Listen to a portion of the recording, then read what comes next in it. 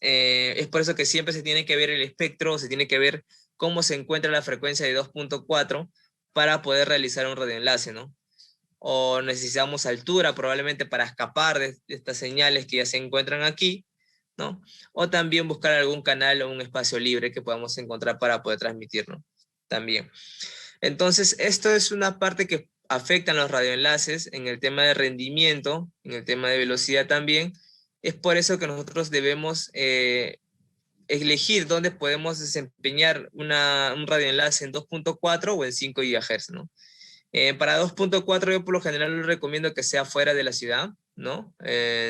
Cerca de esos sitios, con la finalidad de que se pueda tener un mejor desempeño, ¿no? En este caso vemos que los 11 canales que tenemos en 2.4 está bien saturado, ¿no? 12 señales Wi-Fi en el canal 1, 4 en el canal 6 y 11 y 6 señales en el canal 11, ¿no? Entonces, el menos saturado del momento es el canal 6, ¿no? Entonces, para eso tenemos dos CPEs, tenemos el CP210 y el CP220. Ambos equipos están con un procesador Qualcomm. Ya como les indicaba, es un equipo que está incluido el transmisor con la antena incluido, integradas, ¿no? Aquí está la memoria para que ustedes puedan hacer un comparativo entre otras marcas que ustedes comercialicen, otras marcas que tengan por ahí. Y la ganancia de cada antena, ¿no? La de CP210 tiene 9 dBi y CP220 tiene 12 dBi, ¿no? El ancho de haz es la diferencia entre ambos modelos, ¿no? Adicionalmente también de un puerto Ethernet adicional, ¿no? Para poder conectar tal vez un equipo o probablemente dos equipos que quieran conectar.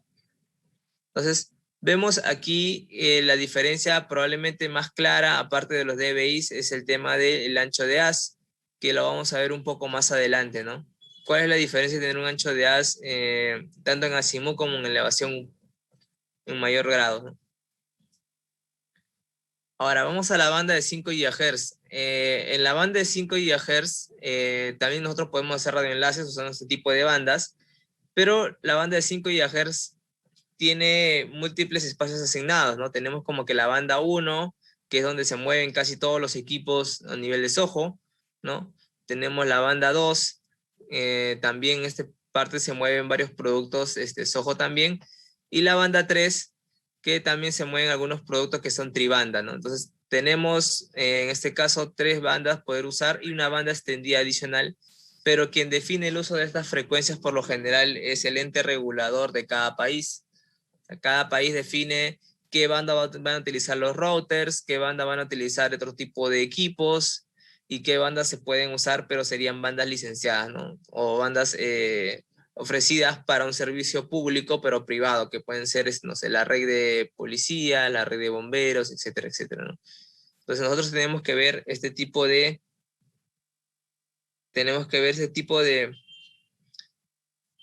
acciones que se van a presentar en cada país, ¿no? Entonces, para esto nosotros vemos que en la red de 5 GHz tenemos un amplio espacio para poder transmitir, ¿no? Y los anchos de canal se pueden modificar, ¿no? En 20, en 40, en 80, en 160. Pero ¿cuál sería la desventaja? Que al momento que nosotros aumentemos el ancho de canal, es más probable que estemos susceptibles a interferencias. Entonces, para escapar por parte de las interferencias, siempre utilizan altura, ¿no? Mientras más alto sea el enlace, sea una torre adicional en una torre de 15, 20 metros, van a escapar de esas interferencias para poder tener un enlace más limpio, ¿no? Y acá escaneamos una red de 5 GHz. Y bueno, vemos que si hemos escaneado esta red de 5 GHz en la ciudad, vemos que nosotros no tenemos muchas señales por las cuales interferir, ¿no? Entre nosotros, ¿no? Entonces vemos que hay un espacio más libre, tanto en el canal, en las primeras frecuencias, que es la banda 1, en la banda 2 casi no hay nadie, ¿no? Y en la banda 3, bueno, hay varios equipos, ¿no? Entonces, esto es parte de nosotros poder usar la red de 5 GHz en la ciudad, ¿no? Está más libre, hay más canales por qué usar, y esto nos da, pues, se podría decir, nos da un espacio más libre para poder trabajar, ¿no? Entonces, tenemos los reglas definidos en 2.4, en 5 GHz, ¿no? Funcionan en una sola frecuencia y hay que tener cuidado al momento de recomendar los equipos, ¿no? Probablemente tienen muchos clientes que han comprado un CP210 que trabaja en 2.4, y han comprado un CPE 510 para poder hacer un enlace punto a punto, pero las frecuencias son distintas y nunca enlazan, ¿no? Entonces, pasa mucho, la verdad. Entonces, es por eso que recalco mucho este concepto, ¿no? Es importante. Entonces, en 5 GHz tenemos el CPE 510, que es un CPE sectorial, ¿no? Tiene 45 grados de azimut, 45 grados de elevación, por lo cual es como si fuese un gráfico de torta, ¿no? La cobertura que ofrece este equipo. Y adicional también tenemos los enlaces que son bastante, o las antenas integradas que son direccionales, ¿no? Que tienen como un pequeño haz sobresaliendo, ¿no? En el cual este equipo es más direccional, ¿no? Tiene 23 grados de dBi. Cuando nosotros aumentamos la cantidad de dBi de la antena, la cobertura comienza a moldearse, a hacer más un enlace más angosto, ¿no? Por ejemplo, en un router Soho nosotros tenemos antenas de 5 dBi, de 6 dBi probablemente, y estas antenas propagan o tienen una radiación en todos los lados, ¿no? Omnidireccional se podría decir, ¿no? Pero a la vez que nosotros aumentamos la cantidad de dBi, esto se comienza a deformar y a ponerse más angosto, ¿no? Entonces, si tenemos una cobertura de 5 dBi, una ganancia, un router de casa con 5 dBi, se forma el lóbulo de cobertura como si fuese una dona, ¿no? Pero cuando aumentamos la cantidad de dBi, esta dona se comienza a hacer más angosta, más angosta, más angosta, y esto puede causar que la cobertura se ponga más angosta, sea más pequeña, y por lo cual al momento que hacen el diseño de la antena o el equipo, al poner 23 dBi es que tiene un ancho de haz bastante pequeño, de 7 y 9 grados, ¿no? Entonces es el porqué de a más dBi el ancho de haz va a ser entre estos grados, ¿no? 7, 9 grados, 10 grados. Entonces es un punto que tienen que tener en cuenta. Y bueno, y también tenemos un equipo nuevo que es el CP710, que trabaja en tecnología AC, ¿no? Y tiene el puerto gigabit, ¿no? Para soportar velocidades superiores a 100. Aquí vemos un unboxing del CP510. Aquí estamos viendo el CP como tal, que contiene en el empaque el CP510. Tiene su inyector, tiene la fuente de energía del inyector, el cintillo para poder ajustarlo, el equipo, la guía de instalación y los tarugos para poder instalarlo en pared, ¿no? El equipo. Aquí hacemos el unboxing del CP610. El CP610, como es un componente totalmente metálico, muy bueno para la resistencia al aire, para que no se esté moviendo el equipo. Tiene un buen herraje, se podría decir que estos pernos, el momento de ensamblar el equipo, nos da una buena protección contra vientos o corrientes de viento, ¿no? Para que el equipo pueda estar más estable, ¿no? Hemos tenido el feedback de algunas ciudades donde corre bastante viento, que, bueno, hay equipos de estos similares que tienen mucho movimiento y generan el rendimiento del enlace. Bueno, con estos equipos, al tener herrajes de seguridad bastante buenos para lo que es un mástil, ¿no? El equipo soporta bastante bien, ¿no? El equipo de por sí contiene el transmisor, tiene parte de la antena que se puede acoplar, ¿no? Bueno, es transmisor y antena al mismo tiempo, sino que acoplamos esto para que el equipo pueda resistir mejor al viento, ¿no? Tiene los grados para hacer un buen alineamiento, tiene la parte de grados, una regleta acá interna, en la cual va con los pernos para poder tener un mejor ajuste, ¿no? Vienen los tarugos para poder usar el inyector, empotrarlos en la pared, vienen los pernos también para poder hacer un buen ajuste, y también viene un pequeño seguridad para el tema del cableado, ¿no? La guía también de instalación. Bueno, parte de la propagación de la señal, como les mencionaba, los routers caseros tienen una propagación omnidireccional, que es en todos lados, pero también recordemos que estos radioenlaces tienen una propagación de cobertura direccional, ¿no? No es a todos lados, sino es enfocando a un cierto sector. En lo cual, bueno, esto es afectado también por la cantidad de dBi que tiene la antena y también por el tipo de soluciones que son los radioenlaces, ¿no? Entonces, cuando hablamos de radioenlaces, la mayoría tiene un ancho de haz, y acá viene la parte de ancho de haz, ¿no? Donde nos indica los grados que va a tener el equipo para formar una cobertura direccional, ¿no? Como ven en la imagen de la linterna, ¿no? Entonces, al momento de nosotros observar estos datos en los radioenlaces, vamos a observar que nos dicen, ¿no? Ancho de haz, azimut y también elevación, ¿no? O horizontal o vertical, ¿no? Entonces, ¿qué nos quiere decir? Que la cantidad de grados que nosotros tenemos en la parte horizontal o en la parte de elevación también, ¿no? Todos son puntos que tenemos que tener bien claros. Ahora, ¿por qué? Ya les voy a dar un ejemplo más adelante para que ustedes puedan captar por qué la diferencia. ¿No? Tenemos el equipo ahí que internamente tiene un arreglo de 2x2, tiene sus antenas integradas, ¿no? Que son esas plaquitas, ¿no? Con la diferencia de que nos puedan dar una cobertura direccional.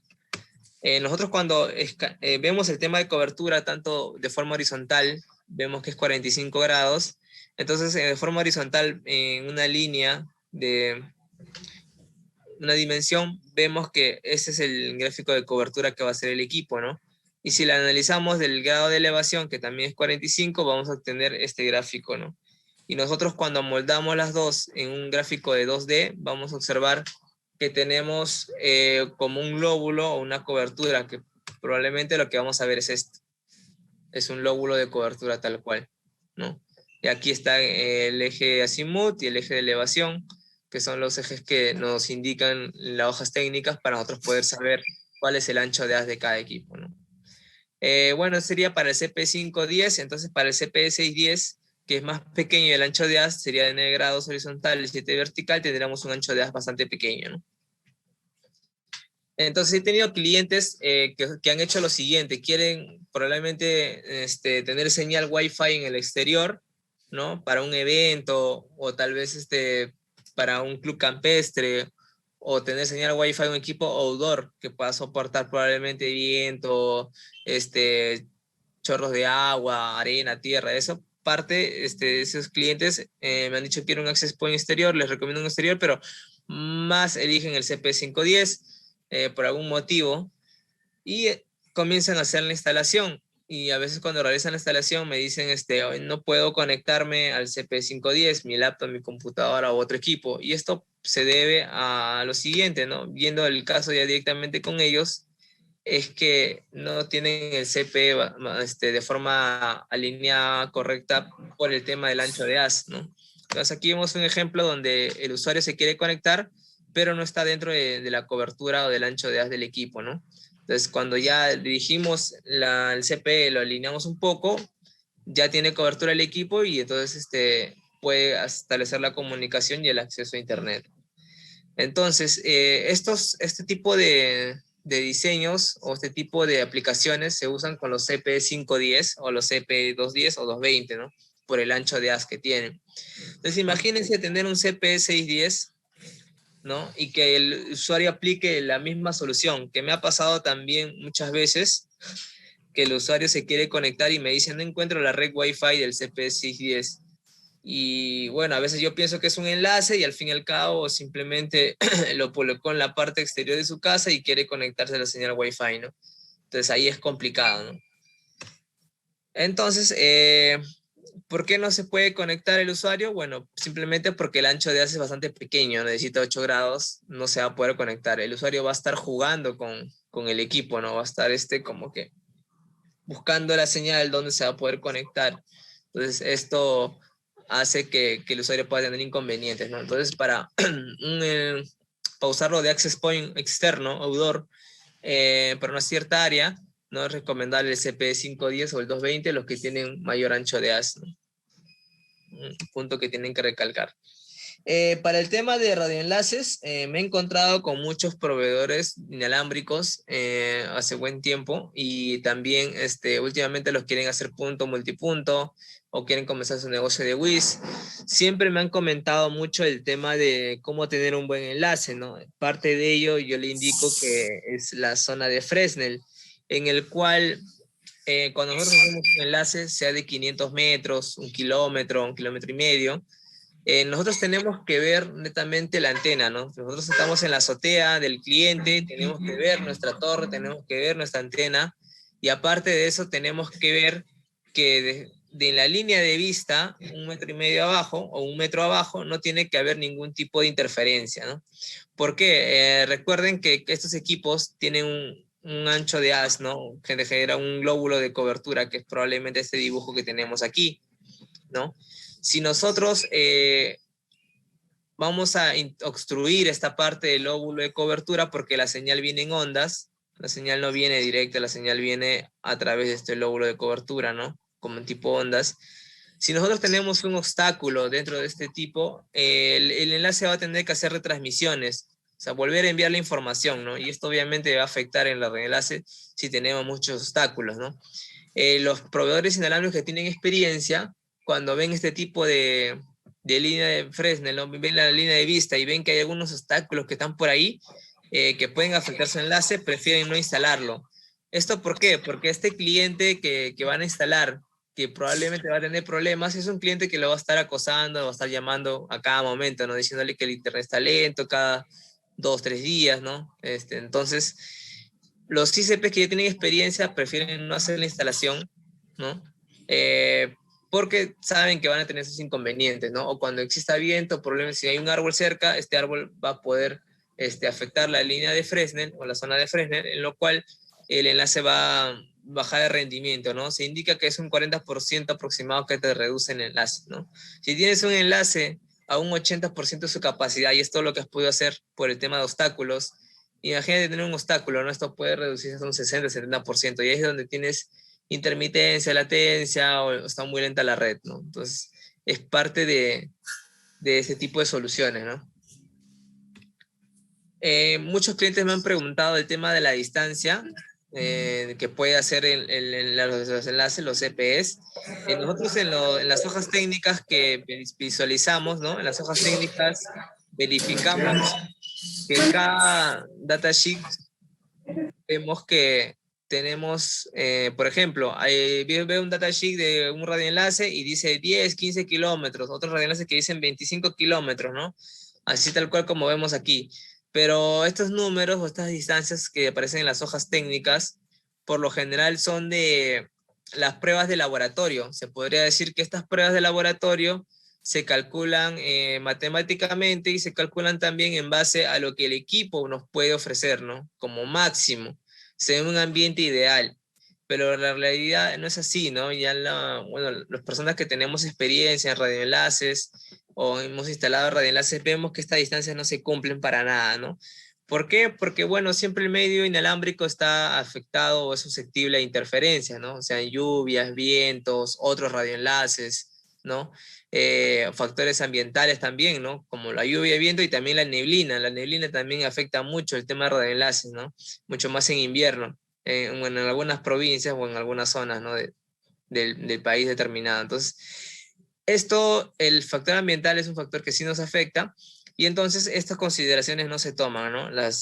Yo les recomiendo siempre la distancia de punto a punto, sea CP 210 versus CP 210, de 1 a 2 kilómetros, ¿no? Que es lo que el feedback que yo tengo de los clientes, es parte de los enlaces que yo he podido monitorear con algunos clientes y es de 1 a 2 kilómetros con el CP 210, ¿no?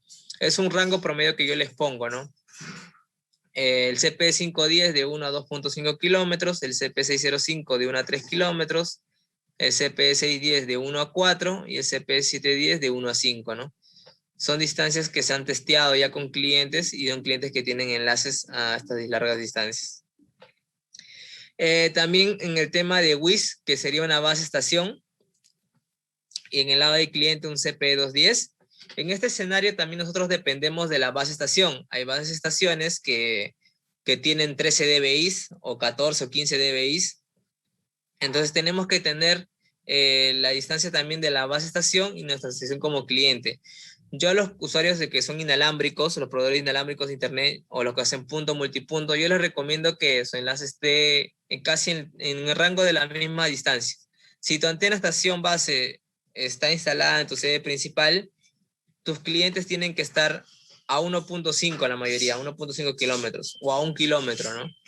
Porque si tienes un cliente más largo o mayor distancia, por ejemplo, sean 2.5, 2 kilómetros, y el enlace no está muy bueno, ese enlace va a poder retrasar a todos los demás enlaces. Entonces, por tener un cliente más que se encuentra muy lejos o probablemente no se encuentra dentro de la zona de la cobertura, pero es un cliente, quieres ganártelo, al fin y al cabo resulta que ese cliente te puede perjudicar la red, ¿no? Entonces, estos tips, otras recomendaciones son las que se le dan a los proveedores de servicios para que puedan tener una red más estable y una red sin problemas, ¿no?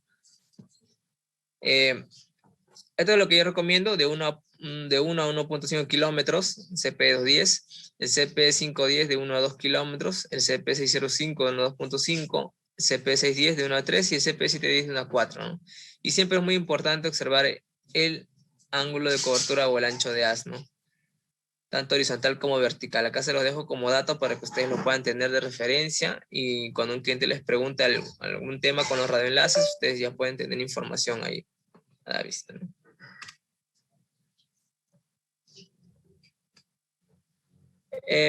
Parte de ese tipo de analizar dónde hacer un radioenlace es que nosotros en la línea Faros tenemos una interfaz web en el cual esta interfaz web va a poder tener herramientas como pruebas de velocidad y análisis de espectro. El análisis de espectro es una herramienta bastante funcional, el cual son nuestros ojos para el momento de hacer el enlace, ¿no? Nosotros ponemos el rango de frecuencia que queremos analizar, le damos Start y nos va a brindar obviamente todas las interferencias que nosotros podamos tener, ¿no? Como este es un escaneo que se ha hecho en casa, ¿no? Es un escaneo que he realizado en casa, automáticamente yo puedo ver las señales inalámbricas de otros routers que probablemente sean de mis vecinos o de las personas que tengo cerca, ¿no? Entonces, como verán, aquí vemos que el piso ruido puede estar entre menos 90, a veces picos de 94, 95, ¿no? Picos de 85, digamos, 85, 80. Y este no es un buen piso a ruido para un enlace, ¿no? Se puede hacer un enlace, sí, pero no puede pasar la velocidad de 30 megabytes por segundo porque obviamente va a tener picos de interferencia, ¿no? Entonces, ¿cómo escapamos de estas pequeñas señales inalámbricas de las casas teniendo más altura, ¿no? Al momento de elevar un poco más con el mástil el CPE, vamos a librarnos de estos pequeños ruidos y el piso ruido va a bajar probablemente a 100 o a 110, ¿no? Entonces, eso es lo que queremos al momento de escapar de las interferencias, ¿no? Que probablemente sean los routers Wi-Fi de las casas, ¿no? Es por eso que los WIS implementan torres adicionales, ¿no? Tienen una casa de 3 pisos, un hogar de 3 pisos y adicional implementan una torre y esta torre puede tener unos 15 metros más o 10 metros más para escapar de estos pequeños interferencias que es, bueno, ya para la radio se denomina como interferencias, pero son señales Wi-Fi de hogares, ¿no? Y por acá vemos que a veces salta una frecuencia que probablemente por el diseño puede ser un teléfono inalámbrico, ¿no? Un teléfono inalámbrico que se mueve en 5 GHz, estas frecuencias de teléfonos inalámbricos tienden a saltar y tienden a interferir en estos enlaces, ¿no? Ahora, también varios clientes han preguntado cuáles son los valores que tengo que tener yo para un radioenlace, en los cuales, cuál es la intensidad de señal que tengo que tener, ¿no? En los parámetros, la intensidad de señal que tú puedes tener es entre menos 65 y 65, ¿no? En el tema de la señal ruido, tener un valores mayores o iguales a 25 dB, ¿no? Y el CCQ, que es la retransmisión, al 98 o al 100%, ¿no? ¿Por qué parte de esto? La intensidad de ruido es el piso ruido, que recomiendo que puede estar entre menos 100 a menos 110, sería lo ideal. Pero si tienes baja altura, vas a tener el piso ruido en 85, menos 85, menos 90, ¿no? Y esto obviamente va a afectar parte de la CSQ de la transmisión. El SNR, como es un pequeño enlace cerca, tengo buenos valores, ¿no? Muy buenos valores. Pero parte donde fallan la mayoría de estos clientes que hacen radioenlaces, el CCQ por lo general lo tienen en 85, 70, ¿no? Y a veces te indican por qué está muy lento. Lo que pasa es que el CCQ es la calidad de retransmisiones. Del 100% de la información intercambiada entre la base estación y el cliente, si el número está en 100, va a llegar toda la información, pero si el CCQ está en 80 o en 70, quiere decir que del 100% de la información que se envía, solo llega el 70% y el otro 30% hay que retransmitirlo. Entonces, al retransmitir estamos perdiendo tiempo, ¿no? Y ese tiempo que usa el enlace para poder transmitir hace que se pueda poner un poco más lento, ¿no? Ahora, imagínate tener el CSQ en 70%, 80%, y no solamente un enlace, varios enlaces, y es como si tuvieras un enlace más adicional, ¿no? Al fin y al cabo se van sumando estos CSQs y en unas horas pico te puede obviamente afectar el tráfico, ¿no? A nivel inalámbrico, ¿no? Con tu cliente. Entonces, por eso que ahí tenemos que hacer unos buenos enlaces para poder dormir tranquilo, ¿no? Como le dicen los güeyes, poder dormir tranquilo y que los clientes no nos estén llamando constantemente, ¿no? Parte también de las opciones en la interfaz web nos va a mostrar la tasa real de transmisiones que podemos tener, ¿no? Ya si tenemos un CCQ de 100%, obviamente que vamos a poder traficar a este tipo de velocidades, ¿no? Que aparece en el enlace, ¿no? También depende de la modulación que nosotros apliquemos. Parte de estos, también les quiero dar algunos tips para hacer algunos enlaces cuando sean de corta distancia. Es que bajemos la fuerza de transmisión. Al poner mucha potencia de transmisión, generamos tanto ruido y como está cerca el enlace, esto puede afectar la sensibilidad del CPI cliente a largo plazo, ¿no? Esto ha pasado con varios clientes que tienen un enlace de 300, 400 metros y le ponen toda la potencia al equipo y pasa 6, 8 meses y el equipo ya no escucha, ¿no? Ya no recibe la señal de la base estación y resulta que probablemente la sensibilidad del equipo ha perdido la sensibilidad con todo este largo plazo y bueno, a tratar de solucionar esos problemas ya es un poco más complicado, ¿no? Entonces yo les recomiendo siempre bajar la potencia de transmisión para enlaces que tengan de 400, 500 metros o probablemente 1 kilómetro, ¿no? Siempre reducir la potencia de transmisión, jugar con ella, ¿no? Poder mover los parámetros hasta tener un buen enlace, ¿no? También parte de la frecuencia colocar el país, ya que cada país le regulariza esto. En caso que no tenga la frecuencia habilitada en ese país, puedes usar el modo test, ¿no? Aquí en país, en la parte final, ingresas al modo test y el modo test es donde se te habilitan todas las frecuencias de 2.4 o 5 GHz, ¿no? Se te habilitan todas las frecuencias que tienes disponible para que puedas usar, ¿no? Algún canal en especial, ¿no? Esto siempre y cuando tengas cuidado, ¿no? Con los entes reguladores de cada país, ¿no? Si estás en una zona libre donde no hay nadie, no hay ningún algo adicional, pues tranquilamente usar el modo test y hacer tus enlaces ahí, ¿no? Pero si estás en la ciudad, te recomendaría que uses el de tu país, ¿no? Los canales, tenemos de canales de 10, canales de 20, 40, hay canales también de 15, si no me equivoco, que obviamente al momento de cambiar los canales, el ancho de canal también se va a modificar la tasa de transmisión, ¿no? Si tenemos canales de 20, de 40, podemos llegar a esta velocidad inalámbrica, ¿no? Pero si tenemos canales de 10, obviamente que va a ser la mitad, ¿no? 150, 70, 70 megabits por segundo, y si reducimos más el ancho de canal, vamos a tener velocidades de 10, 15, ¿no? Si vas a hacer un enlace y quieres transmitir solamente 10 o 15 megabits por segundo, para que tengas un buen enlace y un buen rendimiento, te aconsejo que cambies la modulación, ¿no? Que no uses el máximo del equipo, ¿no? Porque aparte de ensuciar el espectro, que es lo que hacen la mayoría, ¿no? Como es un espacio público, ponen un enlace encima de otro y comienzan a interferirse entre ellos, ¿no? Sí, sí, he visto ese escenario.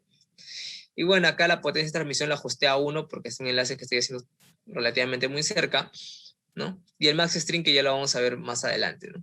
Y aquí está la opción de análisis de espectro, ¿no? Simplemente le das clic acá y te va a mostrar el cuadro para que puedas analizar el espectro y tú eliges qué espectro quieres analizar dentro de qué frecuencia, ¿no?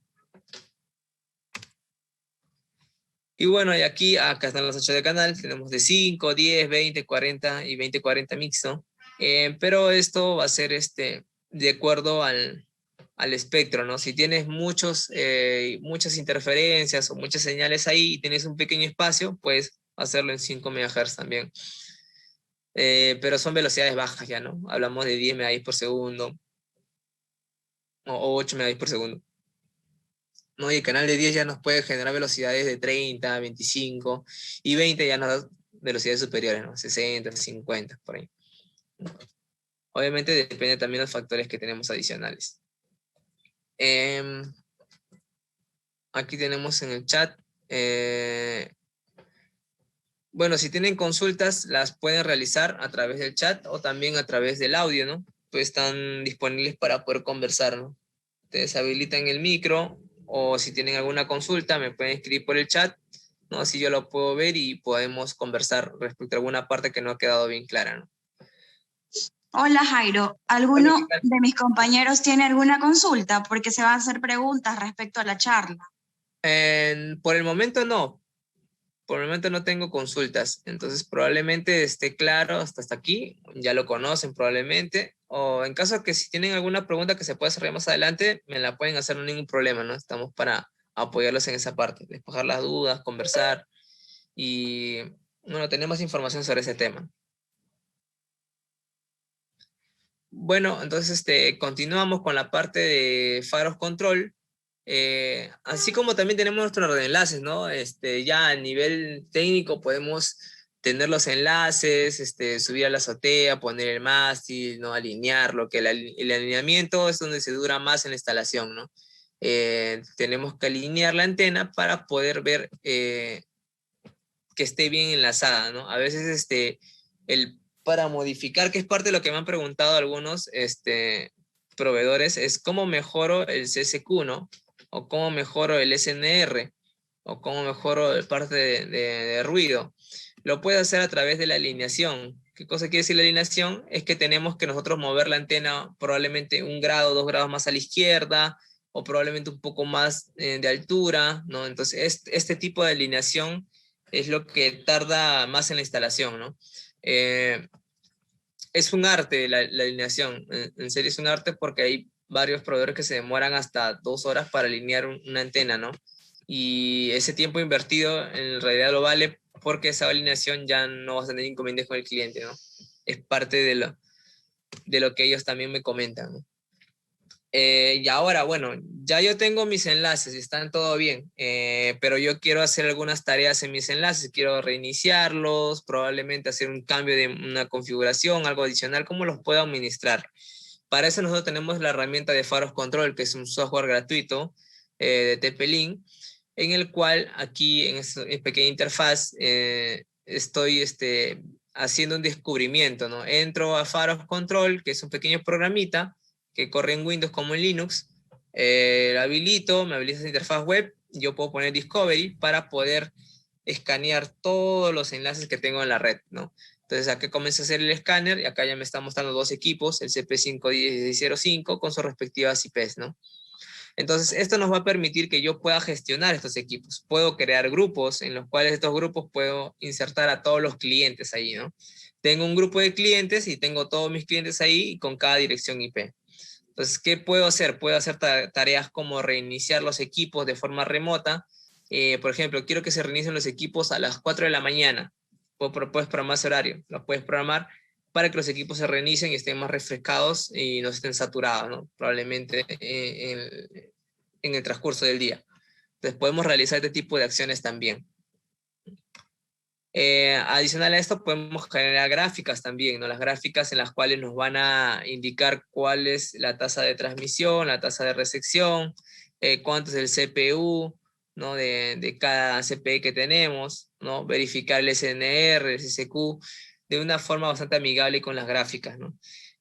También adicional a esto, podemos ingresar a la interfaz web, por ejemplo, queremos ingresar a la interfaz web del CP605, ¿no? Ya nos da su IP, pero también lo podemos hacer directamente desde el software, ¿no? Ingresamos al CPE en la parte del software y podemos ingresar a la interfaz web directamente, ¿no? Aquí también estamos un pantallazo de cómo confirmar la parte de reinicio, ¿no? Seleccionamos el CPE, le ponemos OK y nos va a mandar un horario en el cual nosotros queremos que se reinicie, ¿no? Entonces, también podemos hacer reinicios remotos, actualizar el firmware también con este equipo, es un material en el cual estamos trabajando, ya por esta semana lo vamos a tener y se lo vamos a compartir. Podemos ver los parámetros en tiempo real de los equipos, ¿no? Estos parámetros en tiempo real de los equipos nos van a indicar los parámetros que nosotros queremos saber, ¿no? Siempre la carga del CPU del equipo, ¿no? La memoria que está utilizándose, la cantidad de los valores, tanto como SNR, como también la velocidad del equipo, ¿no? Y el nombre también es muy importante, ¿no? Eh, y también podemos editarla directamente, ¿no? Desde el software. O sea, no necesitamos probablemente hacernos un rompecabezas de que cuál es la IP de este cliente o otro cliente, ya tenemos la cantidad de clientes, podemos modificar en los parámetros directamente ahí o también ingresar a la interfaz web directamente desde el software, ¿no? El software nos va a mostrar los equipos, le damos clic a un equipo y le decimos que nos muestre la interfaz web y se va automáticamente a abrir, ¿no? Entonces, parte que nos da el Faros Control. También tenemos que se puede añadir el Google Maps, ¿no? A los enlaces para saber dónde se encuentran, ¿no? Cada enlace. También es una forma de poder identificarlo. Parte de los CPEs también son los modos de operación. ¿Qué modos de operación tienen los CPEs? Tienen el modo de operación de Access Point, ¿no? Para poder ser la base principal, ¿no? Y poder emitir la señal inalámbrica en el cual se puedan conectar los clientes, ¿no? El otro modo de operación es el modo cliente, en el cual va a recibir la señal inalámbrica del access point para poder establecer la conexión, ¿no? Y el puerto de red que tiene el CPE cliente para poder conectarlo a un switch o también a un router y poder continuar con la red, ¿no? Si conectamos un equipo acá, obviamente el CP 510 también va a validar con lo de las antenas.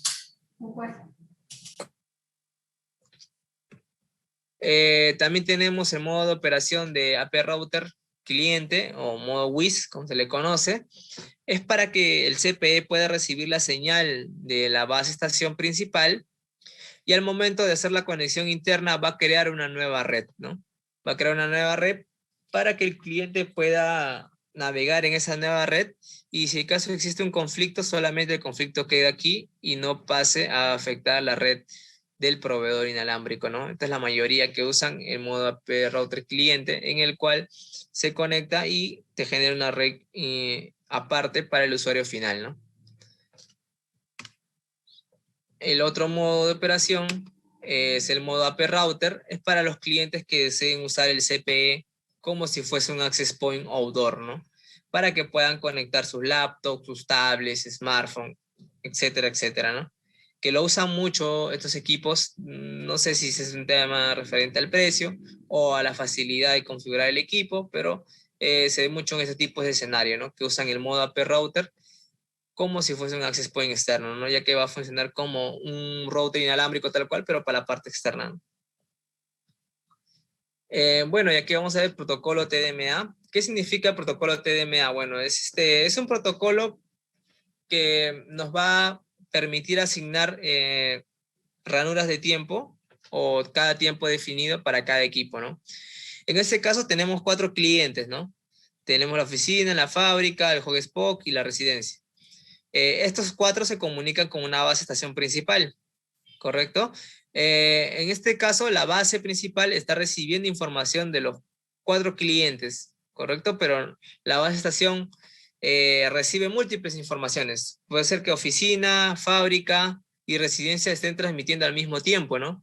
Y entonces la base estación, como va a atender solamente a uno, o probablemente a 2, porque la capacidad que puede el equipo, al otro lo va a dejar esperando, ¿no? O probablemente le va a decir, retransmite tu información porque no la ha recibido.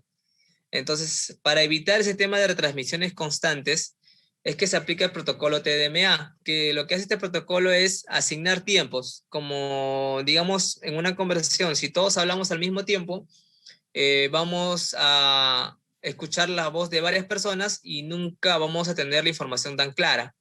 Entonces, el TDMA lo que hace es que cada persona establezca un tiempo definido para hablar. Si un grupo de personas solamente habla uno a la vez, vamos a poder entender el mensaje con claridad, ¿no? Y podemos intercambiar información. ¿Qué es lo que hacen los CPs? Al igual, ¿no? Yo como base estación voy a transmitir a oficina, te voy a dar un tiempo para que oficina me responda y luego paramos el tiempo y le damos la chance para que fábrica pueda comunicarse, ¿no? De la misma manera con hotspot y residencia. O sea, ordenamos parte de todo el desorden que había, ¿no? Estamos definiendo estos tiempos para tener un mejor rendimiento, ¿no? Ahora, el protocolo TDMA ante Pelín se llama MaxString. En otras marcas tienen otros nombres, ¿no? Como AirMax y el otro protocolo se llama, creo que BIR, que es de MikroTik. Entonces, Actualmente, cuando están activados esos protocolos, no son compatibles, ¿no? Pero esto es algo que ya se viene desde hace mucho tiempo atrás, ¿no? Estos protocolos TDMA en los enlaces son propietarios de cada marca, ¿no? Siempre añaden algo para que no puedan ser compatibles entre ellas, ¿no? Entonces, esto afecta la compatibilidad entre multimarcas, es verdad, ¿no?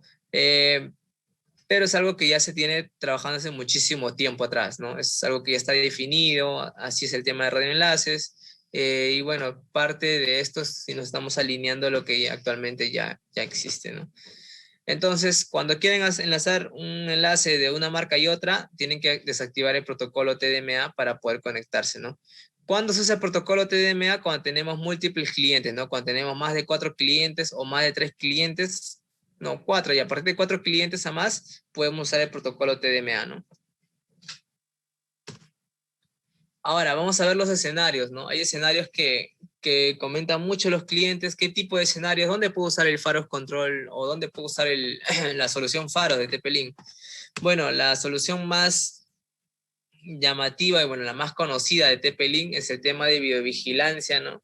En empresas, cuando se tiene una distancia bastante larga y el escenario complicado, es que se hacen unos radioenlaces para poder observar con cámaras, monitorearlas, ¿no?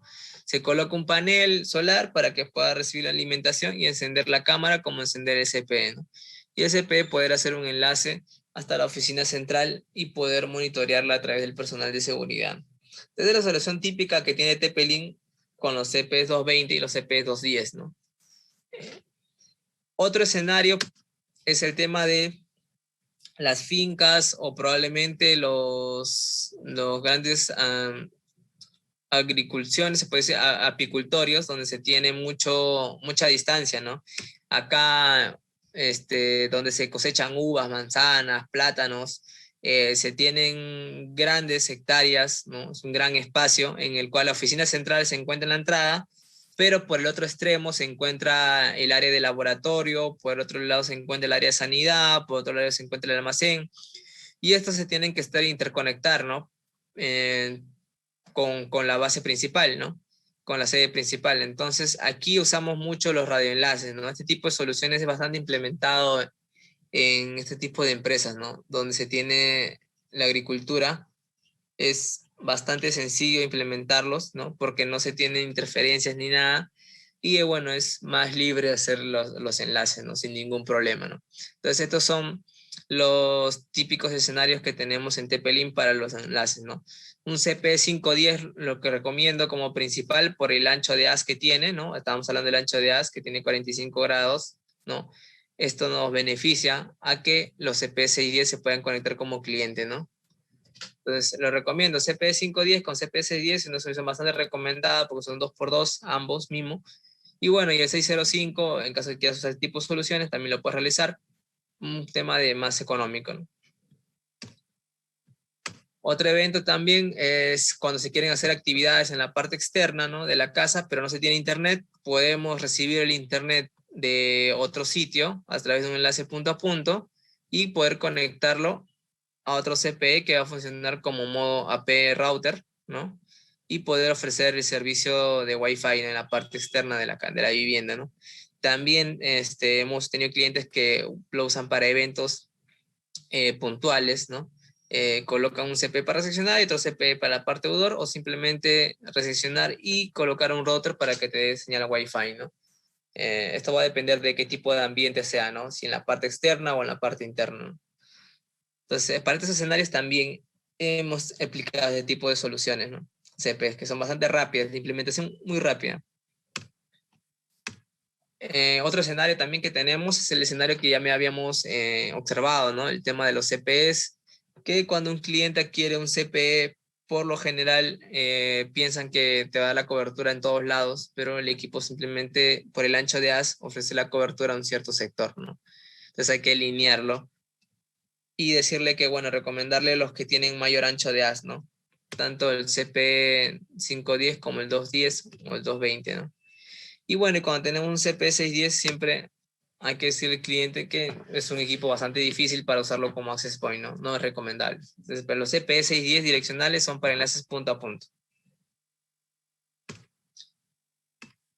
Otro punto clave también que me preguntan los clientes cuando ponen el CPE como si fuese un access point outdoor, a veces me comentan que están conectados al CPE, su celular o su laptop, tienen full de señal, pero como tienen muy buena señal, no pueden navegar. Me indican, mira, tengo mi celular, estoy conectado al CPE, y tengo todas las líneas de señal, y lo que pasa es que cuando intentan entrar a YouTube, a Google, no carga la página, ¿no? Está cargando, cargando, cargando y nunca me muestra la página, ¿no? ¿Esto a qué se debe? Entonces, chequeamos la configuración, está todo bien el equipo, está funcionando como AP, no hay ningún problema ni interferencias ni nada. Y hasta que le preguntamos al cliente cuál es la distancia, ¿no? ¿Cuán tan alejado está el cliente de la antena? Y el cliente nos mencionó que estaba alejado a 200 metros, ¿no? Entonces, entonces 200 metros es mucho para un equipo final, para la laptop, para la tablet o para el celular, ¿no? Para el nivel de Wi-Fi es una distancia muy alejada, 200 metros, ¿no? Pues el celular puede detectar la señal, sí la puede ver, pero el celular no tiene la fuerza necesaria para llegar hasta el CPE, ¿no? Entonces, un equipo final, sea una laptop, una tablet u otro equipo, se puede conectar hasta un máximo de 50, 60 metros. Hay algunos equipos que tienen, bueno, probablemente antenas externas o algo adicional, el procesador también ayuda, en el cual se pueda conectar a 80 metros, ¿no? Pero es un equipo top, ¿no? Generalmente los pruebas finales que he realizado han sido entre 30, 50 metros, ¿no? Hay algunos por ahí que llegan a 60 a duras penas, pero esa es la distancia que se puede tener como máximo, ¿no? Ahí Darwin está levantando la mano. ¿Cómo está? Buenos días. Hola Darwin, ¿qué tal? Una consultita. Con respecto al tema de los equipos Tepelín, cuando usted mantiene o se hace más bien un AP desde la red principal o desde el router del proveedor principal, ¿Ya? tiende a reducir el ancho de banda en los equipos Tepelín. Hablemos que yo en el router del proveedor NetLight tengo ¿Ya? 100 megas de velocidad como router principal. Y yo Ujú. tengo un AP, o hay que activar alguna opción, porque yo le he realizado el test de ancho, el test de velocidad, y Ujú. realmente sabe caer a 30, 40 megas. Sí, es por la cantidad de equipos que tienes conectados, probablemente. Ese es un típico problema de los usuarios finales cuando me llaman, por lo general. Bueno, a mí no me llaman, le llaman al soporte de TP-Link. Por lo general, sí, hay muchos usuarios que te preguntan eso, ¿no? Por el testeo de velocidad, de que tienen 100 megas. Y bueno, cuando hacen el testeo con el equipo de TP-Link tienen 30, 40, 50, y algunos que suben a 60, 70, ¿no? Cuando haces el speed test netamente, el speed test lo que hace simplemente es pasar por el TP-Link y luego ir al servidor. No sale de internet, va al servidor cuando se prueba la línea del ISP y luego regresa, ¿no? En sí, el testeo final por parte del speed test simplemente es la velocidad en ese momento del operador, ¿no? Recordemos que el operador no nos da una velocidad fija, ¿no? Una velocidad dedicada, nos da una velocidad que vamos a compartir con varios usuarios al final, al fin y al cabo, ¿no?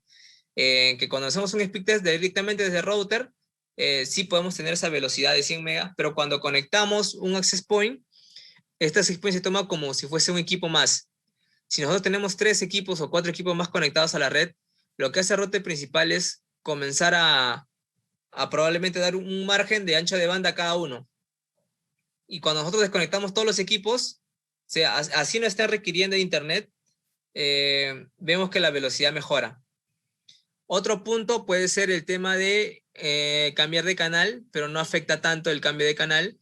Pero si quieres testear realmente la velocidad y máxima que puede el equipo, puedes hacer un testeo de velocidad entre el equipo y 2 PCs. Tienes una PC de forma inalámbrica, lo conectas al TP-Link y el TP-Link lo conectas otra vez a otra PC. Serían 2 máquinas conectadas inalámbricamente o también por cable al TP-Link y usas una herramienta que puede ser el ePerf, ¿no? Para poder transmitir información entre PC y PC a nivel inalámbrico o a nivel cableado. Y eso te demuestra pues que el equipo sí puede llegar a velocidades como 100 megabits por segundo, ¿no? Entonces el testeo del speed test depende más del operador, depende más en qué servidor hagas el speed test, porque hay servidores cercanos como hay servidores lejanos, ¿no? Entonces, el speed test no es una fuente tan confiable, pero es la fuente que usan los usuarios finales, ¿no? Para poder guiarse, ¿no? Entonces, siempre cuando tengo ese tipo de casos en el contact center, que es tema del usuario final, siempre se le indica al usuario final, ¿no? Que realice las pruebas, desconectando todo. Hay usuarios que te dicen que no, ya desconecté todo, pero cuando nosotros hacemos un IP scanner, en la PC del cliente vemos que hay como 8 o 10 equipos conectados, ¿no? Y el cliente dice, no, pero no estamos usando internet, pero cuando lo desconecta, vemos que sí mejora la velocidad, ¿no? Entonces, es necesario hacer esas pruebas a veces con el cliente para demostrarle o explicarle el tema del speed test, ¿no? Pero en esos casos se maneja de esa manera, ¿no? A veces lo que hace también puede influir también el operador también. Hay clientes que también me mencionan, ¿no? Que lo prueban con su velocidad que tienen en casa y llega el equipo a 10, 15, pero tienen 100. Y bueno, lo llevan al soporte, y el soporte también tiene el mismo operador, tiene mayores velocidades y el equipo sí cumple en ese momento, ¿no? Entonces ahí lo que yo recomiendo es probablemente reiniciar el módem del operador, ¿no? Y volver a conectar el TP-Link y volver a hacer las pruebas, ¿no? O reconfigurarlo de nuevo. ¿Sí? Eso hasta nos está ayudando a todo eso, ¿no? Esas pruebas de testeo de velocidad que hace el usuario final siempre.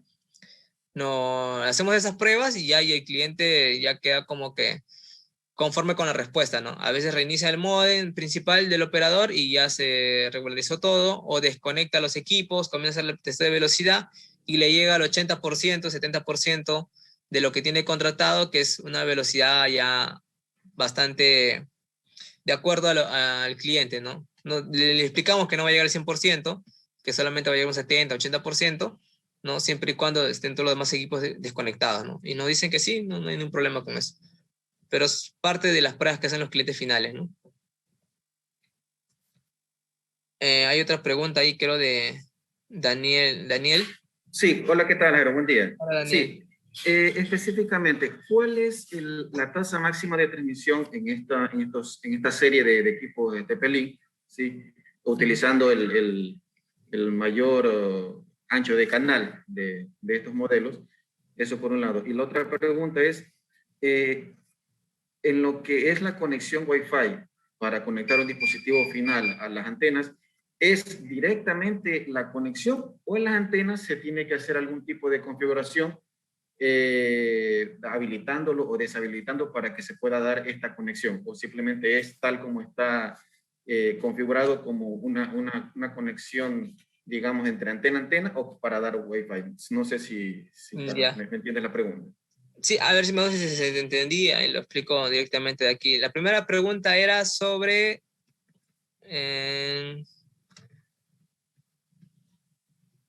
lo primero que me preguntaste fue el tema de... La tasa de transmisión máxima. La tasa de transmisión máxima, ok. Con el ancho de canal, ¿no? Mira, aquí nosotros tenemos anchos de canales desde 5, 10, 20, 40 y bueno, el mixto que es 20, 40, ¿no? Que va a modificar el equipo solo. Cuando tenemos el ancho de canal, aumentamos el ancho de canal, podemos usar mayor información, poder transmitir mayor información. Si yo pongo el ancho de canal de 20 a 40, vemos que la tasa máxima de transferencia inalámbrica es en este promedio, 270 a 300 megabits por segundo. Pero como el enlace es inalámbrico, quiere decir de ida y de vuelta, esto se divide entre 2, así que sería a 150 megabits por segundo. La máxima. Si nosotros vamos reduciendo el ancho de canal a la mitad, de 20, como está aquí, a 10, obviamente que esta velocidad va a ser la mitad de eso, porque estamos reduciendo el ancho. Es como que la puerta de una casa puede ingresar 4 personas al mismo tiempo, pero si reducimos el ancho de la puerta, pueden ingresar 2 nada más, ¿no? Entonces, ahí también va a estar afectada la tasa de transmisión. Entonces, mientras menos ancho de canal tengamos, va a ser menos velocidad.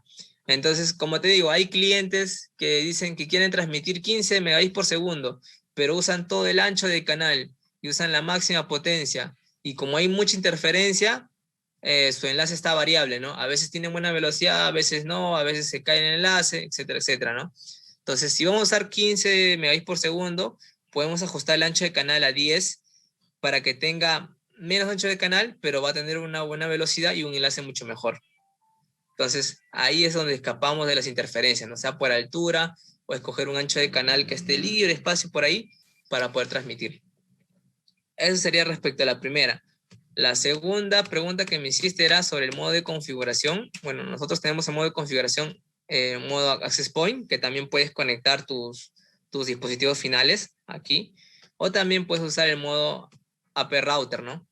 Los modos de configuración ya aparecen en la configuración rápida del equipo, es sencillo configurarlo, y puedes conectarte directamente, no hay ningún problema, no tienes que hacer ninguna configuración adicional, nada. Pero sí tener el dato clave, que es lo que estaba justo explicando, que necesitamos que el equipo final se encuentre en una distancia de 50 y 60 metros, que es lo que el dispositivo final soporta, ¿no? El celular, la laptop, la tablet. Si pasamos los 60 metros, vamos a tener cobertura en el celular, sí, pero el celular no tiene la potencia necesaria para llegar al CPE, ¿no?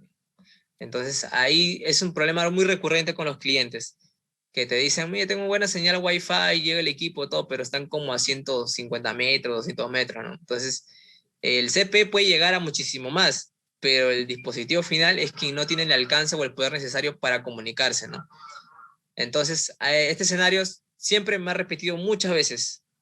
Siempre el usuario final me dice, mira, tengo buena señal y no conecta, y al final resulta que está muy lejos, ¿no? Entonces, para usarlo como access point, como mencionas, en la parte externa de la casa, para que haya señal Wi-Fi, tenemos que estar a una distancia de 30 a 60 metros, que yo creo que sea suficiente, ¿no? 30 a 60 metros es una distancia bastante larga. Y si llegamos a 80 metros, no vamos a tener una velocidad fluida, ¿no? Se me va a haber intermitencia, vamos a estar cargando el video, cargando, ¿no? Hasta que te puedas acercarlo. Entonces, Perfecto. siempre hay que tener una distancia prudente ahí. Listo. Gracias. Okay. Alguien más, creo que tenía una pregunta por ahí, vi varias manos alzadas. Andrés Párraga también está con la mano alzada. Daniel Almeida también. Hay cualquiera de los dos, si tienen una consulta, no la hacen.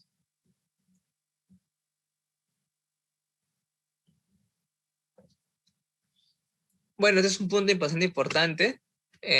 Otro tipo de soluciones que nosotros tenemos con TP-Link hoteles. Sí, dime. Te Hola, escucho. hola. Hola. Hola, sí te escucho, dime. ¿Qué tal? Soy Andrés. No, tengo un problema con el micrófono en mi Ok. computadora. Una consulta. En el modo de lo que explicaste antes, la fuerza de transmisión, yo tengo un módulo que estoy haciendo y estoy usando las antenas CP510. Lo más práctico, no es tanto para un campo. ¿Cuál es la fuerza de transmisión que me recomiendas? Es como para un laboratorio. No voy a usar... Para un laboratorio, ponle uno nada más, ¿no? Pues uno. Yo también aquí, si te das cuenta en la imagen, la fuerza de transmisión que yo estoy poniendo para mi laboratorio también aquí en casa, le he puesto uno, ¿no? Y todo lo demás le he quitado porque no, o sea, es mucha potencia para el equipo en una cercana. Cuando estás a 500 metros, puedes ponerle 9 o 10 a 500 metros. ¿Hay cómo medir eso? O sea, dependiendo de la distancia. Sí, porque tú al momento que comienzas a ajustar la fuerza de transmisión, internamente en los otros parámetros se te va afectando también, como que el SNR va subiendo, no, o va bajando, digo, el SNR va bajando. O sea, vas aumentando la potencia y sin darte cuenta, el SNR va a comenzar a disminuir. Vas a tener más ruido que señal. Entonces, ese también es un punto. Entonces, yo personalmente, en mi experiencia, te recomiendo que la fuerza de transmisión cuando estés a 500 metros esté en 10 o 9. Si estás a 1 kilómetro, que esté en 11, 12. Si estás a mayor distancia, que esté 16, 17. Pero ponerle al máximo no es recomendable, ¿no? 18, 19, por ahí puedes trabajar, ¿no? Hasta 17, ¿no? El equipo llega hasta 21, creo, 21, 21, 19. Tú puedes regularizar esto, ¿no? Hasta que vas moviendo, hasta que tengas unos buenos valores aquí en respecto a los que te comentaba, ¿no? La intensidad de señal, la intensidad de ruidos, y el CSQ, que es un dato muy importante. El CSQ creo que aquí es donde se define si es un buen enlace o no. En base a esos parámetros. Ok, gracias.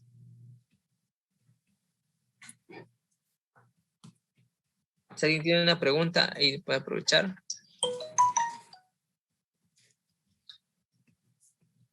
Y también, como les comentaba, se han usado estos CPEs también para lo que es el ascensor. Esta es una prueba que se hizo en fábrica para algunos hoteles en otros países, más en la India, y ha funcionado de forma óptima, ¿no? Colocar en un ascensor un CPE en la parte de la azotea del ascensor, del cubículo del ascensor, y en la parte de la azotea del ascensor, donde está ese espacio, se ha colocado también un CPE, ¿no? Y esto para monitorear por la cámara interna del elevador, ¿no? O sea, no se invierte probablemente en cableado o instalaciones que puedan complicar más, ¿no? Simplemente se coloca la cámara con el cable de red hacia el CPE, y el CPE va a interactuar con el otro CPE que está fijo, ¿no?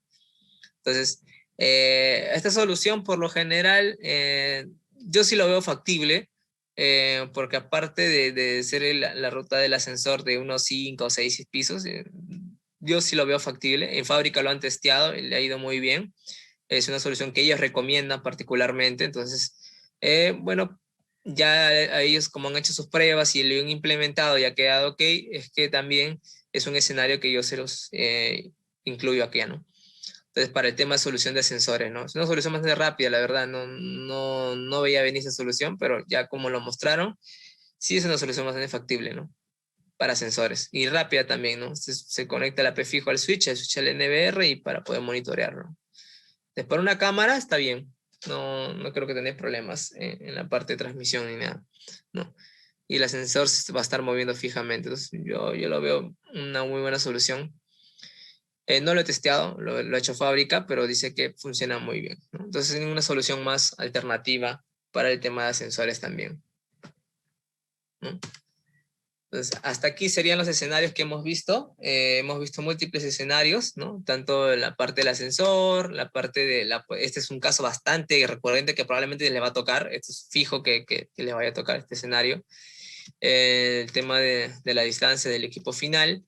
Eso también me ha pasado muchas veces acá en Perú. Entonces, escenarios típicos que ocurren, de colocar dos CPEs también. A veces el cliente, por ahorrar, quiere un CPE, quiere recibir y a la vez por ese mismo CPE transmitir. Sí se puede hacer, pero van a tener inconvenientes, ¿no? Se puede hacer, pero en el modo de AP Router, modo WIS, como le dicen, ¿no? Modo WIS, AP Router cliente, ¿no? Este modo, AP Router cliente, ¿no? Siempre va a recibir la señal inalámbrica y va a generar una señal inalámbrica y la cableada también, ¿no? Por eso siempre deshabilitarla, ¿no? Pero hay clientes que por ahorrar quieren tener esto, bueno, también lo pueden implementar, ¿no? Pero no se los recomiendo tanto. Para las fincas también, o para los grandes agricultores, ¿no? Espacios bien grandes. Esta solución es bien típica ante Pelín. Y bueno, el tema de las cámaras, ¿no? Y bueno, ya más adelante tengo un material de faros control que estoy realizando para poder compartírselos también, ¿no? Entonces, si tienen consultas hasta aquí, para poder conversarlas, poder debatirlas. Aquí alguien me pregunta, ¿qué modelo se puede recomendar para Access Point para dar Wi-Fi en un ambiente abierto? Ok. Recuerden que los CPEs tienen un ancho de haz y también una cobertura direccional, ¿no? No es como el router de casa que es para todos lados, ¿no? Entonces, cuando queremos recomendar, sea por falta de stock o sea por precio, lo que sea, recuerden que el CPE tiene un sector de cobertura Wi-Fi, ¿no? No es en todos lados. Y si quieres un access point que te genere una cobertura omnidireccional para todos lados, en este caso puedes usar el EAP225 Outdoor, ¿no? Que es un access point para exteriores. Te ofrece una cobertura Wi-Fi 360 grados, ¿no? Hasta una distancia de 120 metros cuadrados, 120 metros, ¿no? De diámetro, o 150 de diámetro, ¿no? Los CPs lo hemos usado también para eventos de estadio, en los EAPs también, ¿no? Para ver el tema de los tiquetes de la entrada, ¿no? Como recibes ticket, le pasan un código QR, un lector QR, ¿no? Te validan la entrada y puedes pasar, ¿no? Para eso, y como son proyectos de un día, 2 días, requieren que los equipos también apoyen con el tema del precio, ¿no? Por eso que TP-Link es muy costo efectivo. Hay clientes que han testeado esas pruebas para los estadios con, bueno, acá en Perú es Joinus, Teleticket, que aplican nuestros productos porque son eventos de 1 o 2 días y, bueno, el costo del equipo no es tanto como otras soluciones, ¿no? Y como van a usarlo como si fuese simplemente un AP tal cual, para que los lectores QR se puedan conectar, se conectan y eso es el trabajo normalmente, ¿no?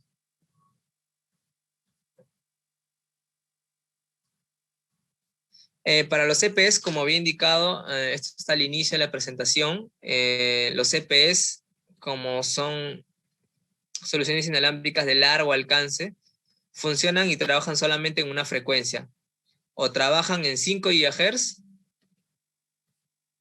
no, aquí, o trabajan en 5 GHz, los modelos que tenemos aquí, CP510, 605, 610, 710, que es AC, o trabajan en la frecuencia de 2.4, ¿no? La frecuencia de 2.4, que sería el CP210 y 220. Eso siempre hay que tenerlo claro, ¿no? Si se quieren conectar a la señal Wi-Fi de 2.4, trabajan con CP210, CP220, el número 2 seguían 2.4, o si quieren 5 GHz, trabajan con el CP510, ¿no? Los 605, 610 y 710 son para enlaces direccionales, ¿no? Punto a punto. O hacer de cliente en enlaces punto multipunto, ¿no? Entonces, siempre tengan en cuenta ese dato, ¿no? 2.4, CP210 o CP2, ya 2.4, y CP5 es 510, es 5 GHz, ¿no? Aquí, como les decía, ¿no? Omnidireccional es el router, pero los CPs son direccionales, ¿no? Apuntando específicamente a una dirección. Lo que yo les estaba comentando. Y para habilitar mayores frecuencias, tienen el modo test, ¿no? Eso es importante, ¿no? La frecuencia 5 GHz se mueve en bandas, ¿no? Banda 1, banda 2, banda 3, ¿no? Entonces, cuando ustedes colocan el CP Faros en modo test, se habilitan todas las frecuencias, ¿no? Pero esto obviamente está regularizada por el ente regulador de telecomunicaciones de cada país, ¿no? Siempre les digo que tengan cuidado con eso. Yo trabajaba antes en el Ministerio de Transporte y Comunicaciones acá en Perú, y bueno, mi trabajo era detectar todos los enlaces que no estaban respectos en la banda, ¿no? Entonces buscaba con mi analizador de espectro, encontraba por ahí interferencias, notificaba, y si el cliente no estaba, o en este caso la persona que estaba utilizando una frecuencia no autorizada, no hacía caso, por lo general aplicábamos una advertencia, y si en la advertencia no hacía caso, ya bueno, venía ya al ministerio con un fiscal y bueno, tendríamos que sí o sí apagar ese equipo, ¿no? Y procedente a sancionar, ¿no? Y la sanción es fuerte. Bueno, acá en Perú, no, allá en Ecuador, no sé cómo será. Pero son las cosas que se tienen que tomar, ¿no? Yo recomendaría que puedan usar el modo test para testear, o probablemente cuando estén saturados en frecuencia, pueden usar el modo test, pero no en la ciudad, ¿sí? Porque en la ciudad probablemente se tenga estas frecuencias ya separadas para un servicio como puede ser de policía, de bomberos, etcétera, ¿no? Entonces, esto sí es un poquito complicado, ¿no? Entonces, bueno, solamente es eso, que tengan bastante cuidado con las frecuencias cuando usen el modo test. Usen el modo test en modo en provincia, cuando no hay nadie, desolado, ahí pueden usar el modo test tranquilo, ¿no? Pero en ciudad ya va a estar bajo riesgo de cliente, ¿no? Obviamente. Bueno, si no hay más preguntas, bueno, eso sería todo de mi parte. Y si tienen alguna consulta adicional, como por ejemplo, no sé, te faltó añadir esto, me gustaría que expliques más de esto. O sea, es bueno recibir esos comentarios para poder en las presentaciones futuras añadirlos, ¿no?